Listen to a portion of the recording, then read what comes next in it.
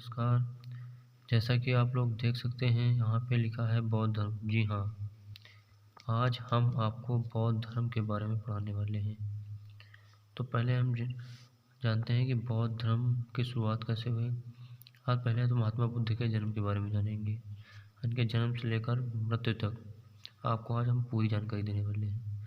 तो ठीक है, आप लोग पूरा वीडियो को देखना, इससे आपको आज बौद्ध धर्म आज ही क्लियर हो जाएगा। इसके बाद आपको दूसरा वीडियो देखने की ज़रूरत ही नहीं पड़ेगी। तो शुरू करते हैं। आज हम जैसा कि आप लोग देख सकते हैं बौद्ध धर्म के संस्थापक। और हाँ, ये नोट्स मैंने खुद अपने हाथ से तैयार किए, बाकी कोई आपको दूसरी जगह से नहीं पढ़ा रहे हैं। ये हम वो खुद लिख कर तब आपको पढ़ाते हैं। ऐसा नहीं कि कहीं से लिखा है उठा लिया और पढ़ाने लगे, नहीं। तो इसलिए मेहनत करके लिखते हैं और तब पढ़ाते हैं। तो कृपया आप लोग ध्यान से पढ़िए और आप लोग खुद लिखिए अपने हाथ से, अपने नोट्स बनाइए, क्योंकि खुद के नोट्स से ज़्यादा अच्छी कोई किताब नहीं होती। जैसा कि आप लोग देख सकते हैं बौद्ध धर्म के संस्थापक महात्मा बुद्ध थे। महात्मा बुद्ध का जन्म 563 ईसा पूर्व नेपाल के तराई में स्थित कपिलवस्तु राज्य नेपाल के तराई में स्थित कपिलवस्तु राज्य के लुम्बिनी नामक ग्राम में हुआ था। इनके पिता का नाम शुद्धोधन था, जो शाह के गणराज्य के राजा थे। इनकी माता का नाम महामाया था। और हाँ, आपको ऑब्जेक्टिव क्वेश्चन के अनुसार अगर चाहे तो बता सकते हैं, लेकिन उसमें एक दो क्वेश्चन बताते हैं, उसमें आप लोग को इतना याद नहीं होता, इसलिए हम पूरी थ्योरी पढ़ा रहे हैं। अगर थ्योरी आप लोगों ने बिल्कुल कहानी की तरह पढ़ ली ना, तो पूरा बौद्ध धर्म आपको रट जाएगा। इसमें ज़्यादा दिमाग लगाने की जरूरत नहीं, बस कहानी की तरह एक बार पढ़ लीजिए, बस याद हो जाएगा। ऑब्जेक्टिव क्वेश्चन में क्या होता है कि उसमें बस आपको एक या दो क्वेश्चन जितने पढ़ा है बस उतने याद होते हैं। इसमें आपको कई सारे फैक्ट्स क्लियर हो जाएंगे। जैसे बुद्ध की माता का नाम बता देंगे महामाया, पिता का नाम शुद्धोधन, किस ग्राम में हुआ, लुम्बिनी नामक ग्राम में, नेपाल की तराई में, 563 ईसा पूर्व। इसमें कई सारे फैक्ट्स क्लियर हो जाएंगे। आगे चलते देखते हैं। इनके जन्म के 7 दिन बाद इनकी माता का देहांत हो गया तथा इनका लालन पालन इनकी मौसी गौतमी प्रजापति ने किया। और ये गौतमी प्रजापति ही बौद्ध धर्म धारण करने वाली सबसे पहली महिला थी। ये आप लोग याद करना, अभी आगे हम आपको पढ़ाने वाले हैं, ठीक है। देखो अभी आगे खुद बताएंगे, इसमें देख लें। इनके बचपन का नाम सिद्धार्थ था। इनका विवाह 16 वर्ष की उम्र में यशोधरा नामक कन्या से हुआ। इनके एक पुत्र भी था, राहुल। इनके पुत्र का नाम राहुल था, ठीक है। और इनकी पत्नी का नाम यशोधरा, क्योंकि आप लोग ये नाम याद रखें, क्योंकि यशोधरा और यशोदा में काफ़ी कन्फ्यूजन होती है। यशोदा महावीर स्वामी की पत्नी थी और यशोधरा ये जो है गौतम बुद्ध की पत्नी है। तो यशोदा और यशोधरा में थोड़ा ध्यान रखना। एक दिन गौतम बुद्ध अपने सारथी चन्ना, इनके सारथी का नाम चन्ना था, क्योंकि अक्सर पूछ देता उसमें, चन्ना के साथ नगर भ्रमण को गए। वह 4 दृश्यों को ने इनकी ज़िंदगी को बदल दिया। अब देखते हैं वो 4 दृश्य कौन थे। नंबर 1, पहला तो बूढ़े व्यक्ति को देखा, दूसरा रोगी को देखा, तीसरा एक शव को देखा तथा मदमस्त सन्यासी को देखा। महात्मा बुद्ध ने वैशाख पूर्णिमा के दिन 29 वर्ष की अवस्था में ग्रह को त्याग दिया। और देखिए, इन्होंने महात्मा बुद्ध ने जितने भी कार्य किए सारे वैशाख पूर्णिमा के ही दिन किए, इसीलिए इसको बुद्ध पूर्णिमा भी कहते हैं। समझ रहे हैं आप लोग? इसको वैशाख पूर्णिमा, इसी को बुद्ध पूर्णिमा कहते हैं, क्योंकि इन्होंने ग्रह त्यागा तो भी वैशाख पूर्णिमा को, ज्ञान की प्राप्ति हुई तो भी वैशाख पूर्णिमा, यहाँ तक कि इन्होंने शरीर भी त्यागा तो भी वैशाख पूर्णिमा के दिन ही त्यागा, इसलिए इसको बुद्ध पूर्णिमा भी कहते हैं। यह घटना बौद्ध धर्म में महाभिनिष्क्रमण कहलाई। तो यहाँ पे गलत हो गया था तो इसको काटना पड़ा था, इसको ध्यान में देना आप लोग। गृह त्यागने के बाद या सीधे वैशाली पहुँचे। ये वैसे पूछ देता है कि गृह त्यागने के बाद महात्मा बुद्ध सीधे कहाँ गए, तो ये सीधे वैशाली पहुँचे। और वैशाली में इनकी मुलाकात अलार्म कलारम से हुई। इनके पहले गुरु अलार्म कलारम ही थे। आपसे घुमा के पूछ दिया जाएगा कि महात्मा बुद्ध के पहले गुरु का नाम बताइए, तो आपको अलार्म कलारम बताना है। महात्मा बुद्ध ने इनको अपना पहला गुरु माना और इनसे सांख्य दर्शन की शिक्षा ली। ये जो थे सांख्य दर्शन से संबंधित थे, अलार्म कलारम। शिक्षा लेने के बाद यह राजगृह आ गए और राजगृह में इनकी मुलाकात रुद्रक रामपुत्र से हुई। रुद्रक रामपुत्र, दोस्तों यहाँ पे राइटिंग थोड़ा सही कम है, लेकिन आप लोग यार अपने हिसाब से अपने में लिख लेना, क्योंकि लिखा भी है और हम बोल भी रहे हैं, तो इसलिए समझ समझ के लिख लेना आप लोग। रुद्रक रामपुत्र से हुई, इनसे इन्होंने योग की शिक्षा ली और इसके बाद महात्मा बुद्ध सारनाथ के उरुवेला नामक स्थान पर आए। कहाँ पे? सारनाथ के उरुवेला नामक स्थान पर आए। एक उरुवेला नामक स्थान था ये, और भृगदोह नामक वन में रुक गए। भृगदोह वन था जहाँ पे ये रुके थे, और यहीं पर 5 ब्राह्मणों के संपर्क में आए और इनके साथ मिलकर 6 वर्षों तक तपस्या की। 6 वर्षों तक तपस्या की। एक दिन सुजाता नामक वन कन्या, क्या नाम था उसका? सुजाता, ये आप लोग याद रखना, सुजाता नामक वन कन्या खीर लेकर आई। महात्मा बुद्ध ने खीर को खाया, जिसका उन 5 ब्राह्मणों ने विरोध किया। क्योंकि सुजाता नामक वन कन्या थोड़ा समझ सकते हैं आपकी नीचे जाती है, पहले के हिसाब से कहते थे, तो उसकी थी। तथा यह सुजाता के कहने पर महात्मा बुद्ध बोधगया चले गए। वहाँ से फिर ये सीधा बोधगया चले गए। तब वहाँ निरंजना नदी के तट पर जिसका वर्तमान नाम फल्गु नदी है तथा पुराना नाम पुनपुन नदी है। फिर आप सब ये भी पूछेगा कि निरंजना नदी का वर्तमान नाम बताइए, फल्गु नदी, या फल्गु नदी को क्या कहते हैं? निरंजना नदी। फल्गु नदी का पुराना नाम बताइए, पुनपुन नदी, या निरंजना नदी का पुराना नाम बताइए तो पुनपुन नदी। और यहाँ पर पीपल के वृक्ष के नीचे समाधि लगाई इन्होंने। किस वृक्ष के नीचे? पीपल के वृक्ष के नीचे। ठीक है, तो पीपल के वृक्ष के नीचे समाधि लगाई। समाधि लगाने के 49वें दिन वैशाख पूर्णिमा, समाधि लगाने के 49वें दिन वैशाख पूर्णिमा, बुद्ध पूर्णिमा के दिन इनको ज्ञान की प्राप्ति हुई। देखा है यहाँ पे बुद्ध पूर्णिमा, ये वही पूर्णिमा है जो भी हम पहले बता रहे थे, जिसको बुद्ध पूर्णिमा कहा है। देखिए वैशाख पूर्णिमा और ये बुद्ध पूर्णिमा है के दिन इनको ज्ञान की प्राप्ति भी हुई, इसी दिन हुई। बौद्ध धर्म में ज्ञान प्राप्ति को संबोधि कहा गया। क्या कहा गया? संबोधि। ज्ञान प्राप्ति के बाद इन्होंने अपना पहला उपदेश उन्हीं 5 ब्राह्मणों को उसी जगह उरुवेला नामक स्थान पर सारनाथ में दिया। ये वही 5 ब्राह्मण हैं जिन्होंने उन सुजाता नामक वन कन्या जो खीर लेकर आई थी, वो महात्मा बुद्ध ने खाया था, उसको विरोध किया था। ये वही 5 ब्राह्मण सारनाथ में दिया। उपदेश में बौद्ध धर्म में धर्म चक्र परिवर्तन, इसको क्या कहा? धर्म चक्र परिवर्तन कहा गया। हम देखिए महात्मा बुद्ध जगह जगह उपदेश देते हुए सारनाथ के बाद कौशाम्बी होते हुए श्रावस्ती पहुँचे। इन्होंने सर्वाधिक उपदेश श्रावस्ती में दिए। अब आपसे पूछेगा कि इन्होंने पहला उपदेश कहाँ दिया? तो पहला उपदेश तो इन्होंने सारनाथ में दिया, लेकिन सब सर्वाधिक अगर उपदेश पूछे तो श्रावस्ती में दिए, क्योंकि यहीं पे आप लोग गलती करते हैं।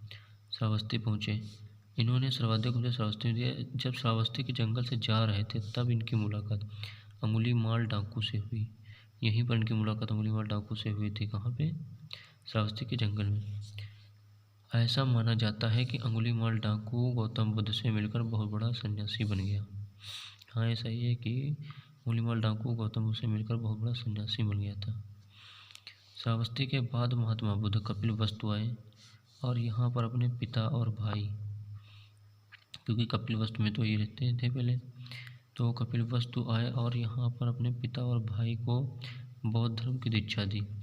यहीं पर इनकी सौतेली माँ मौसी ने भी बौद्ध धर्म की दीक्षा लेने की बात कही, लेकिन महात्मा बुद्ध ने इनकार कर दिया। वहाँ पर इन्होंने कहा कि नहीं, हम महिलाओं को अपने धर्म में वर्जित नहीं है, तो वही बात कही, लेकिन महात्मा बुद्ध ने इनकार कर दिया और कहा कि हमारे धर्म में महिलाओं का प्रवेश वर्जित है। लेकिन कुछ समय बाद अपने सबसे प्रिय शिष्य आनंद के कहने पर, किसके? आनंद के कहने, सबसे प्रिय शिष्य इनका आनंद था, महात्मा बुद्ध ने वैशाली में, देखिए कपिलवस्तु में नहीं बल्कि वैशाली में बौद्ध धर्म में महिलाओं का प्रवेश कराया और उसी दिन घोषणा की कि अब बौद्ध धर्म 100 वर्ष से अधिक नहीं चल पाएगा। तो इस प्रकार बौद्ध धर्म में प्रवेश लेने वाली पहली महिला गौतमी प्रजापति। देखिए, पहली महिला तो सबको पता होगा, गौतमी प्रजापति। तो दूसरी महिला कौन थी? तो दूसरी महिला वैशाली की एक वैश्यायनी नर्तिका या गणिका आम्रपाली आम्रपाली थी। इसका नाम आम्रपाली थी। दूसरी महिला ये पूछ देता है तरफ से। इसके बाद 483 ईसा पूर्व में महात्मा बुद्ध समाज को एक दिशा निर्देश देते हुए चुंद नामक सुनार के घर पहुँचे। इसका नाम चुंद था, याद रखना। पहुँचे पावापुरी में, और वहाँ लोग कई जगह लिखा है कि सुअर के मांस का भोजन किया, लेकिन पता नहीं किया था या नहीं किया था, गलत है या सही है, लेकिन फिर भी जो लिखा हम वही आपको बता रहे हैं। सुअर के मांस का भोजन किया और वहाँ के कुशीनगर के जंगलों में, ये कुशीनगर ये उत्तर प्रदेश में पड़ता है, ये वहीं पे जंगलों में महात्मा बुद्ध उदर रोग से पीड़ित हो गए और कुशीनगर में 80 वर्ष की अवस्था में 483 ईसा पूर्व में इनकी मृत्यु हो गई। इनकी मृत्यु को महापरिनिर्वाण कहा जाता है।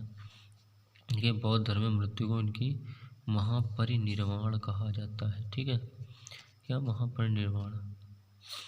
महात्मा बुद्ध की मृत्यु के बाद इनके अस्थि कलश को 8 भागों में दफनाया गया। इसे बौद्ध धर्म में अष्ट महास्थान नाम दिया गया। महात्मा बुद्ध के जीवन के 4 सत्य को स्वीकारा है।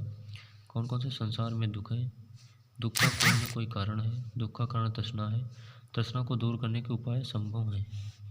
ठीक है। महात्मा बुद्ध ने आत्मा के अस्तित्व को अस्वीकार कर दिया, लेकिन पुनर्जन्म को स्वीकार किया। महात्मा बुद्ध के जन्म से पहले की घटनाएं जातक कथाओं में दी गई हैं। अगर आपसे पूछा जातक कथाएं किस पे संबंधित हो, ये बौद्ध धर्म से महात्मा बुद्ध के जन्म की पूर्व कथाओं से संबंधित हैं जातक कथाएं। ठीक है, आइए हम चलते हैं बौद्ध धर्म के सम्मेलनों की तरफ।